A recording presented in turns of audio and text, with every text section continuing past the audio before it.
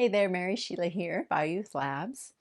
And I've been talking about blood pressure lately because it's such an important topic that can affect us all at some point in our life, and there's a lot we can do about it.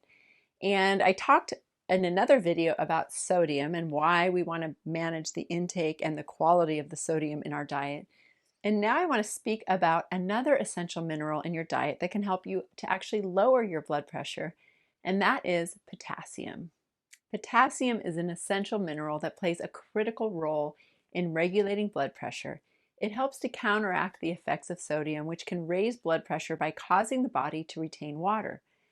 Potassium, on the other hand, helps to relax the walls of the blood vessels, which can help lower blood pressure by increasing blood flow.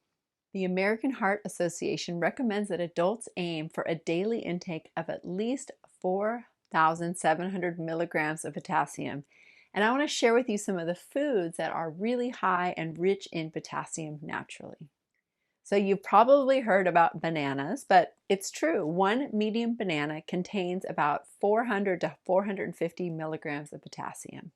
Then there's sweet potatoes, delicious. One medium sweet potato contains about 500 to 600 milligrams of potassium. And an avocado, even though I didn't say this first, has about 700 to 800 milligrams of potassium. The next one is spinach, and I'm just going to throw in the other greens as well because they're all pretty rich in potassium. But 1 cup of cooked spinach contains about 840 milligrams of potassium. That's a lot. Yogurt, plain yogurt, a cup of that is 500 to 600 milligrams of potassium. A cup of cooked white beans contains 800 to 900 milligrams of potassium. 3-ounce serving of salmon contains 300 to 400 milligrams of potassium. And a medium potato contains 300 to 400 milligrams of potassium. Now, I know some people might think, well, if I need it, maybe I should take a supplement, a potassium supplement. However, if you do decide to do something like that, it should be under the guidance of your healthcare provider and your doctor because it's very, they can be very potent and you don't want to do anything too much, right? So that's where food comes in. Food is our medicine. When you eat lots of vegetables and fruits, you're going to raise your potassium naturally, and that counteracts the sodium. And, let's face it, sometimes it's really hard to take things out of the diet, but if you start adding them back in, you are going to increase your potassium naturally and also deliciously, right? If you're used to having more processed, refined carbohydrates that are salty, just start making a different choice and having more vegetables and fruits.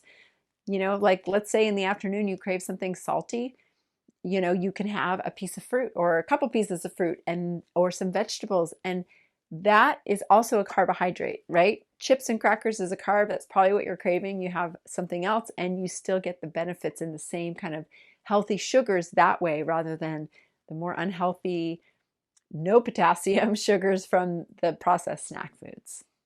Okay, I hope that gives you some ideas around potassium intake, that it is so easy and essential to get it from your diet, to increase your vegetables and your fruit intake with every single meal.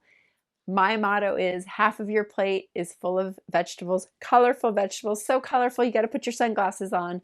That's going to increase your potassium naturally and deliciously and support your whole cardiovascular system and help to lower your blood pressure.